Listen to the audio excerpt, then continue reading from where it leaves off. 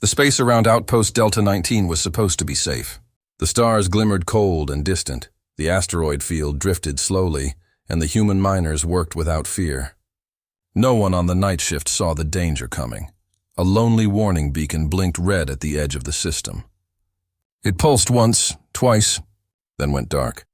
Inside the main ship, Dauntless Echo, Captain Alan Harris was off duty. He sat in the engine room, wiping oil from his hands, thinking of Earth oceans he hadn't seen in 10 years. At 48, his body still moved like a soldier's, but his war days were over. Or so he believed. Then the lights flickered. The deck trembled under his boots. An alarm screamed across the ship. Impact on outer hull! Unknown contacts incoming. Harris grabbed a comms mic. This is Harris in engineering. What's happening? A voice from the bridge came back, shaky. 5 ships on approach. Not on any registry.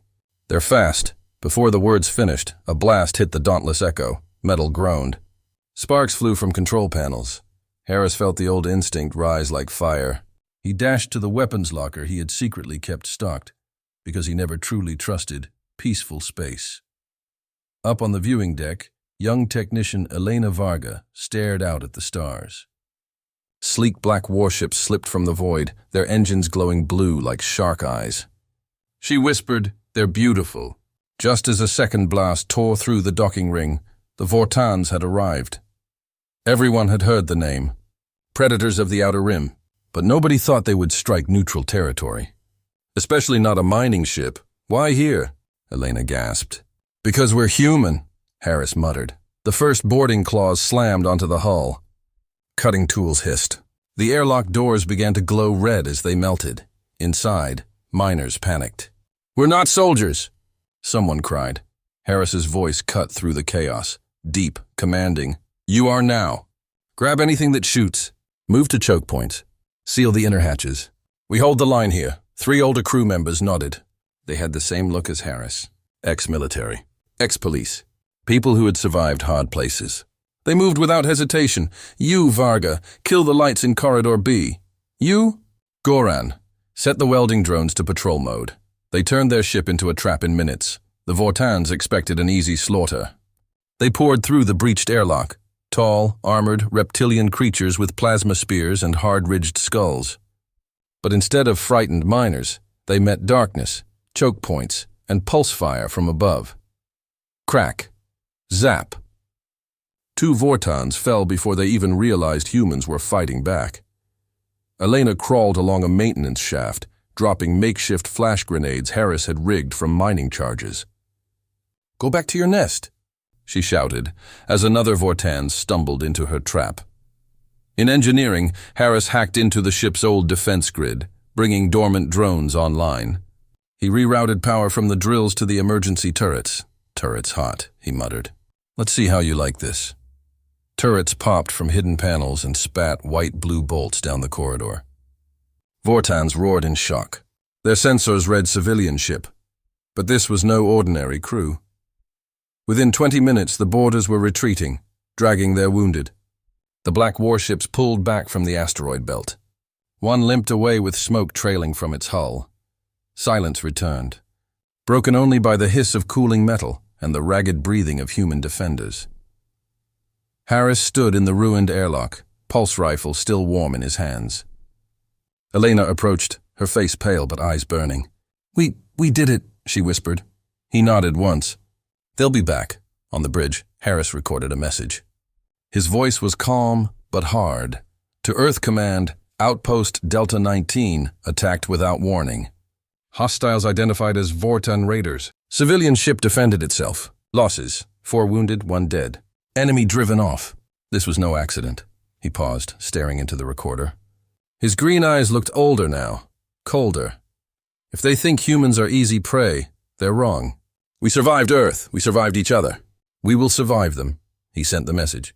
Somewhere across the galaxy, receivers blinked. Governments argued. Traders whispered. And in a dark control room, a Vortan general slammed his clawed hand onto a steel desk. They were miners, he hissed. Why didn't we crush them? His aide swallowed. Sir, they were humans. The general's eyes narrowed. Then this is war. The attack on Outpost Delta 19 wasn't reported on the Galactic Council's front page. It wasn't even considered serious, just a minor incident in a far sector. To the Council, humans were still newcomers, loud, unpredictable, easy to ignore, but they didn't realize who they were ignoring, because on Earth, silence wasn't the response, it was the warning. At the Earth Defense HQ, deep beneath New Geneva, the broadcast from Captain Harris played on a giant screen. Vortan ships breached neutral space. Civilian mining crew fought back. One casualty, they ran. This was no accident, and it won't be forgotten. The room went quiet. A general turned to his team. Patch me through to our Black Ops satellites. I want full scans of Vortan border activity last 30 days. Across the stars. On Station Arden, the largest human-built trade station, whispers spread. Heard the miners held their ground. Against who? Vortans. No way. Those lizards chew through fleets. Well, not humans. The bartender, a 6-armed Sarnian, chuckled. Don't mess with Earthborn. They don't start fights, but they finish them. Meanwhile, in a smoky meeting chamber on the Vortan homeworld, the High Commander slammed his staff into the ground. They were supposed to retreat. To beg, to surrender. A lower officer shifted nervously. The humans. They didn't follow protocol. Of course not, the commander growled. Because humans don't care about our rules. Back on Earth, Captain Harris was grounded for medical checks. He didn't like sitting still. Scan complete, the nurse said, handing him a portable data pad. He nodded, but his attention was already on the news. A blurry recording from a civilian drone played on screen, showing the mining crew fighting back. The video was going viral. Millions had watched it. A voiceover played. They came for the miners. But the miners came for them. Humans, they're not what you expect, comments poured in. We built rockets with duct tape. What did they think would happen? My grandpa mined on Mars. He once knocked out a pirate with a shovel. Next time, we bring the farmers. Those guys are scary. In a quiet chamber on Vortan Prime, a captured human beacon was replayed over and over. The analyst studied every word. Every pause, he speaks calmly after being attacked. No fear in his voice, one said. Another whispered, this isn't the same species from the old records. No, their leader agreed. This is the version they become after war. Meanwhile, the Galactic Council debated. An insectoid ambassador clicked its mandibles. Humans are unstable. They fight easily. A peaceful aquatic delegate disagreed. No, they fight hard. There's a difference. The head chair turned. But will they escalate? As if in answer, the lights dimmed. A human representative stepped into the chamber. He wore a simple gray uniform, no medals. No weapons, but when he spoke, every species listened. My name is Commander Reyes. Earth will not start a war. But if one comes to us, we won't run. He looked at the alien delegates one by one. We used to fight each other. For land, for power, for pride. We were brutal. We were monsters. He paused. Then we went to the stars. And we learned something. We learned what home means. The room stayed silent. So if you think hurting one small human outpost will go unnoticed, you're wrong. Every human in the galaxy just felt that pain. Every one of us just became one army. He turned and walked out. The silence behind him said enough. On a cold moon called Velen 6, a small outpost received strange visitors. The aliens came to trade, strange, lizard-like creatures. Not Vortans. The human station chief looked up. What brings you here? One of the aliens leaned close and whispered, We saw what you did. We want to learn. Learn what? The alien grinned, showing teeth. How to be like humans when someone attacks us. Final scene cliffhanger. At the edge of a quiet galaxy arm, a Vortan ship scans a new human colony. Only 12 buildings. Small population, the Vortan officer says. Do we strike? His commander pauses. Then on the radar, a strange signal appears, not a defense beacon. Not a warning, it's just a human voice recording playing on repeat. You came once. You thought we were weak. Come again. See what happens. The Vortan commander stares at it and orders full retreat. The sky over Nova Terra colony turned red at dawn. Not from sunlight, but from burning ships. The Vortans had invaded. Without warning, their destroyers came from the dock, hundreds of them, big, fast, brutal. They jammed comms, crushed defense satellites, and dropped soldiers like locusts. It was the Biggest alien assault on a human colony since Earth joined the galactic map. But the humans didn't scream. They didn't surrender. They adapted. The first Vortan unit touched down in Sector 9, near a farming settlement. It was supposed to be easy. Small houses, dirt roads, a power station. The commander's voice echoed over the comms. Take prisoners. Burn the rest. But as they moved in, strange shapes emerged from the fog. Humans. Dozens of them. Wearing mining helmets, farmers' overalls, even cooking aprons, but holding rifles, laser cutters, and hunting knives. The lead Vortan laughed. These aren't soldiers. Then a human woman in a wheelchair rolled forward. Her voice was steady. No, we're worse. We're angry. Boom! An old fuel drum exploded behind them. A trap. Across Nova Terra, every civilian became a defender. Mechanics. Turned repair drones into flying. Bombs kids used kitchen knives taped to cleaning. Bots, grandparents, dug trenches and rigged flashbangs from power cells. Boy with one arm took down a scout drone using a slingshot and a magnet. Vortan generals were furious. They fight like rats, one roared. No, a younger officer corrected. They fight like humans. In Sector 14, a schoolteacher named Mr. Lin led 20 children through underground tunnels he'd helped build after hours. Is this another lesson, sir? A girl whispered. Yes, he said softly. Lesson 12. Never let anyone take your home. A Vortan strike team entered a hydro station in Sector 3, expecting no resistance. They were met by a 74-year-old woman with a shotgun and a smile. I fought pirates on Mars before you were hatched, she said. Boom. Back on the orbiting Vortan flagship, Commander Draven watched dozens of red alerts on the holomap. Something is wrong, he muttered. They should be falling. But they're multiplying resistance, an aide replied. They're reorganizing in real time. Shifting tactics, learning. Draven stared at the screen. No, adapting. By day 3 of the invasion, over half the Vortan ground teams were either dead, trapped, or retreating, and humans had started taking alien weapons, learning how they worked, and using them better than the Vortans themselves. One hacked alien walker, a 4-legged combat mech, now had a human banner spray-painted on it. We're not dead. We're just getting started. Inside an old radio tower, a young woman named Mira hacked into a galactic frequency. Her voice crackled through static, heard not just on Earth, but on neutral planets and trade stations across space. This is Nova Terra. Yes, we were attacked, but we're still here, and we're not done. To any human hearing this, adapt, survive, strike back. To any alien watching, we don't break. We become stronger. That message was replayed 1 million times across the galaxy. Some aliens laughed, but others, especially those who'd seen Earth's history, began to worry.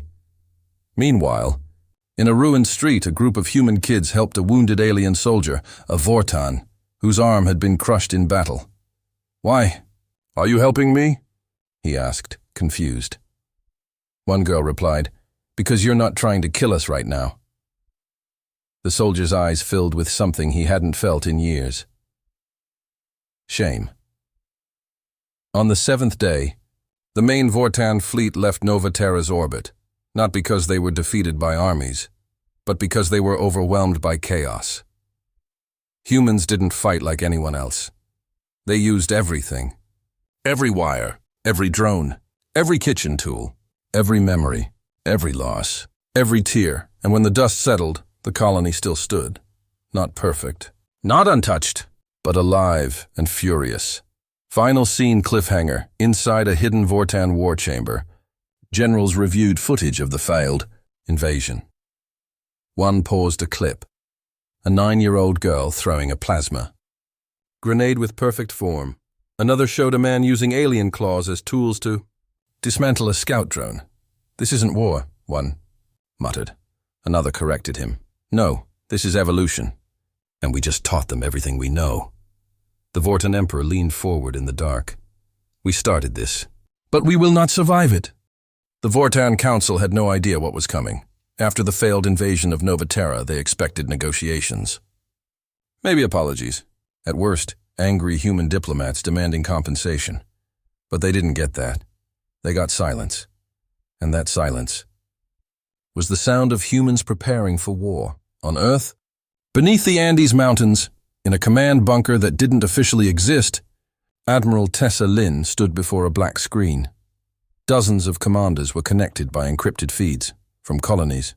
"Ships and orbital stations. Operation Iron Sky begins now," she said calmly. They came to burn our homes. We will show them how humans rebuild and with fire. But humans didn't just send fleets. They sent something worse. People with nothing left to lose. Ex-miners who fought on Nova Terra scientists, whose families were killed soldiers who once swore they'd never fight again. They didn't want peace anymore. They wanted justice. At Outpost Theta 11, hidden inside a frozen moon, a group of human engineers activated a secret project, the Black Comet. It was a stealth cruiser, fast, silent, unseen by Vortan radar. Inside it were no diplomats. No warnings, only payloads and plans. On the Vortan colony world, Jarnex 3, life was normal. Factories worked. Children played under violet skies. Soldiers trained in armored courtyards. Then one night, the sky screamed, not a fleet, just one ship, the Black Comet. It didn't fire missiles. It dropped a device, a human-built jammer that shut down every Vortan power grid on the planet in 20 seconds. In the silence, every screen lit up. A human message played. This was your first and last warning. Leave Earth and its colonies alone, or we will teach you what war truly means. Then the ship disappeared. Gone like a ghost. No casualties, no fire. Just fear, but other human ships weren't so gentle. On the Vortan fuel supply route, a squad of ex-EDF pilots disabled 6 tankers using only EMP pulses and navigation hacks. They didn't kill the crews. They just left them floating in space, listening to human music on repeat. You messed with the wrong planet.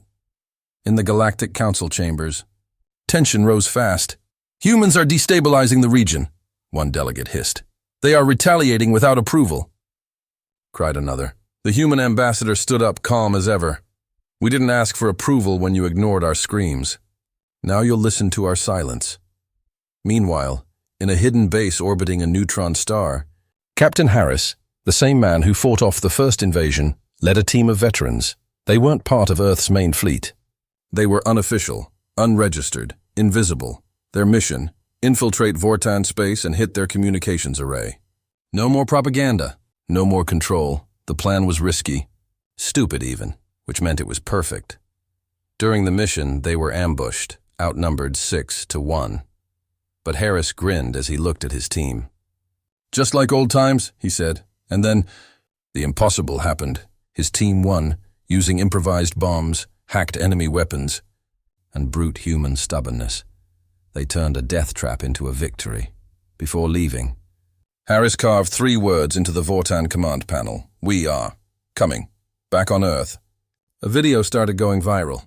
It showed a young girl from Nova Terra, standing in front of the crater where her house once stood.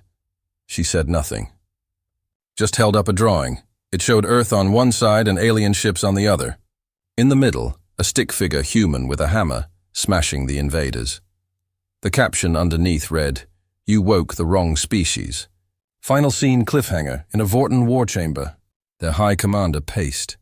He stared at a wall of red reports. Bases lost, fleets damaged, outposts abandoned. "They're not acting like soldiers," he growled. "They're acting like something worse," his advisor said. "What?" The advisor's voice trembled. "Humans with a reason to fight." The church bells rang across Nova Terra, not for celebration, but for the fallen. Rows of civilians stood in silence. No words, no music. Just faces marked by dirt, blood, and quiet strength. Even children stood tall, holding candles for parents who never came home. At the front stood Admiral Tessa Lin, head bowed. Beside her, the ex-miner, now hero, Captain Harris, dressed not in a uniform, but in the coveralls he had worn the day of the first attack. When the moment of silence ended, Lin spoke only 4 words. "Now." "We finished this. In deep space, the human fleet didn't just expand. It multiplied. Civilians joined. Engineers signed up. Even peace activists offered to serve, not to kill, but to protect. Earth didn't need more soldiers. It needed believers, people who believed in something worth defending. On the Vortan side, things were different. The Empire's outer colonies had stopped responding. Military ships were pulling back. Their own soldiers began asking questions. Why do we fight humans? They never attacked us first. They defend each other, even when it hurts them. One by one, Vortan warriors defected, not to join Earth, but to leave the war. At a supply base in neutral space, a Vortan ship landed, white flags painted over its armor. A human medic approached. Confused, a Vortan stepped out, slow, unarmed. We surrender, he said simply. No tricks. No fight, we just can't win. You ran out of weapons? The human asked. No, the Vortan replied, lowering his head. We ran out of belief. In the galactic city of Argon Reach, a Vortan statue was pulled down, not by humans, but by alien citizens. They brought fear, one alien child said, but the humans brought medicine. The Galactic Council, once silent, now whispered a new name. The human effect. It meant something new. When humans survive, they inspire. When they adapt, they lead. When they fight back, others follow. In a hidden lab on Mars' second moon, human scientists released a data packet to the galaxy, full of medical tech, food synthesis, and defensive shielding developed during the war. They didn't sell it. They gave it away. The message attached said, "For all who want to protect, not invade." On a Vortan mining moon, soldiers received the news. They were ordered to prepare for Earth retaliation. But when the human fleet arrived, guns powered up, shields raised, something happened, one by one. The Vortan soldiers dropped their weapons.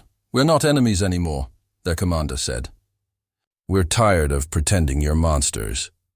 Harris, watching from orbit, didn't smile. He simply nodded. Then it's over. The next day, Vortan Prime's flag was lowered at the Galactic Council. Not by Earth's demand, but by its own representatives. We attacked. We failed, not because humans were stronger, but because we didn't understand their strength. Final emotional scene at the old Novaterra cemetery. Harris visited a grave marked with a simple metal plate. It read, "Mira, age 8. Brave until the end." She was the girl who spoke the message that echoed across the stars. He placed a small toy next to the marker. A tiny Earth flag she once drew. "They tried to crush us," he whispered. "And you helped crush their hate." Final dialogue, cliffhanger, back on Earth. Admiral Lin received a message from deep space, encrypted .old Earth code. Only one line. "You thought the Vortans were the worst. You haven't met what's coming." Her face hardened. She stood, walked to the war room, and spoke just one word. "Prepare." Vortan Admiral Rethkal stood in silence. His command ship drifted near the dying star, Crixian 7, its light flickering like a failing heartbeat. Surrounding him were the remains of his fleet, 200 warships reduced to wreckage, ash, and twisted metal. He could still hear the screams in his head. Not of humans, but of his own people, begging to retreat, to surrender, to survive. It wasn't a battle. It was an answer. Earth had answered. 3 days earlier, Rethkal had received a message from the Vortan High Council. Humanity has gone too far. Launch a full strike. End them. He had obeyed. He had brought the Vortan Empire's last great fleet to Earth's doorstep, and Earth had opened that door with fire. Flashback. The striker Rethkal remembered it clearly. The Vortan fleet arrived in Earth's system. They expected resistance. They expected human warships, ground cannons, orbit mines. They did not expect what they got. The stars blinked, then changed. Human ships uncloaked. Hundreds, not big, not beautiful, but fast, smart, angry. Each one piloted by someone who had lost something, and each one programmed with one rule. Make them regret. The humans didn't attack like warriors. They attacked like engineers, hackers, miners, survivors. They Shut down Vortan weapons by mimicking friendly signals. They jammed. Communications with radio waves made from music. They redirected.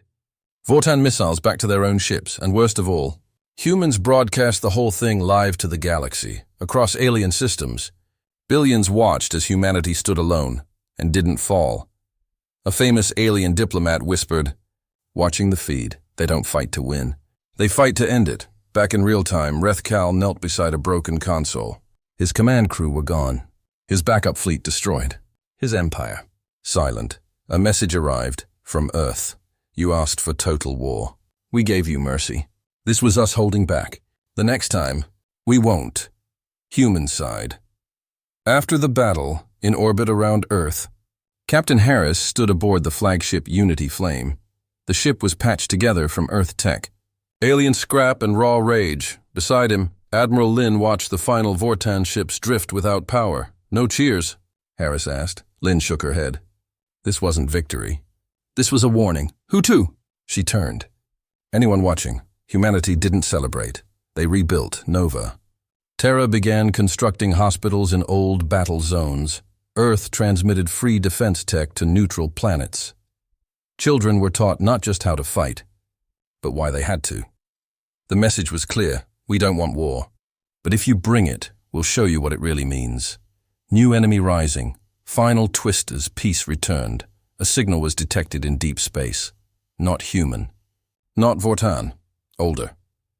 In a dark, silent system, long-abandoned alien ships came online. Red lights blinked across rusted hulls. A single coded phrase repeated in unknown language. Target, Earth confirmed. Evolution threat detected. Eliminate. Back on Earth, Admiral Lin sat in the war room. She stared at the translation on her screen. Behind her, Captain Harris entered. "Something wrong?" She replied cold and calm. "We won the war, but someone else just woke up, and this time, it's not revenge, it's extinction." Opening scene. 300,000 years ago, before Earth had cities, before Vortans had ships, before most species had names. There was a war started by machines, ancient AI left behind by a lost race. Their mission was simple: eliminate anything that evolves. They wiped out entire planets, cultures, even languages. And then, they went silent. Until now. Present day, Earth deep space. Scan network, an unknown object entered the Kepler void. A dark sector no ship ever came back from. No life signs, no heat. Just one signal. Target, human. Status, threat level Omega. Directive, full erasure. The signal was heard by deep space probes, and by something far older than the Vortans. Earth, War Room Admiral Lin stared at the message. Full erasure. No demands. No politics, just extermination. "They're not after control," she whispered. "They're after extinction." Captain Harris entered, holding a new data pad. "They've hit 4 colonies already. No survivors, no warnings." He sat beside her. "They're not like the Vortans," he said. "They don't fear us. They don't hate us. They just want us. Gone." Galactic Council. Panic spread across the stars. Even species that once mocked humans now begged for help. "The humans will fight them," one ambassador said. "Why would they help us?" asked another. A quiet voice answered. "Because humans never forget what it means to be hunted." Humanity responds, not with fear but purpose this time. Earth didn't just build ships. They shared everything. Defense tech strategy, weapons AI firewalls, medical support colonies that once feared humans now trained under them. One alien leader said, "They call them dangerous. I call them necessary." The unlikely alliance. At the edge of the Orion Rift, fleets gathered. Earth warships, Vortan defectors, Sarnian scouts, even old enemies together, they waited. Because the machines were coming, not with one ship, with thousands. The final battle. The sky burns, the machines arrived like a plague. Black, silent, endless. They didn't speak. They didn't negotiate, they just erased, until one human voice cut through the silence. It was a child's voice. "Broadcast across all frequencies. My name is Mira. I'm from Nova Terra. You tried to kill us. But we're still here. And we're not going anywhere. This galaxy is home, and you're not welcome." That signal triggered the first counterattack. From Earth's moon, a weapon fired, not a laser, but a signal disruptor, built from ancient alien code and human intuition. It scrambled the enemy's minds, not with violence, but with curiosity. Humans had rewritten the virus, turned destruction into confusion. The machines slowed, and that was all humanity needed. Ground fight, humanity's last defense on the colony. Eden 9, where the machines landed. A single mother fought with her daughter beside her. "Stay low," she told the girl, firing a plasma pistol with one hand while shielding her child with the other. A nearby alien warrior watched in shock. "You protect your young." "While fighting?" The woman replied through gritted teeth. "It's what we do." The turning point in orbit. Earth AI. Helios executed Protocol Phoenix, fusing machine learning with human instinct. It did something no AI ever had. It felt. The machines hesitated. They couldn't understand. Why did this species refuse to die? Why did they keep standing up? Why were they not afraid? The final move. A human choice. The Allied fleet breached the enemy control core. Captain Harris, bleeding and bruised, stood over the final console. He could upload a virus and shut them down forever. But he paused and said to the machine leader, "We don't destroy because we can. We destroy when we have no choice. This time, we choose peace." He uploaded not a virus, but Earth's first contact database, history, stories, music, art, laughter. The machines paused and stopped. After the war, a new galaxy months later, a statue was built on Eden 9. It showed a human girl holding hands with a Sarnian child and a Vortan warrior. Under it, one line. "They tried to erase us, so we rewrote the galaxy." Final lines. Captain Harris sat under Earth stars, watching Ivy run across the grass, her legs strong again. Admiral Lynn stood beside him, smiling. "Think they'll ever try again?" Harris shook his head. "Maybe." Then he smiled. "But this time, we're not just ready. We're the reason the galaxy sleeps peacefully."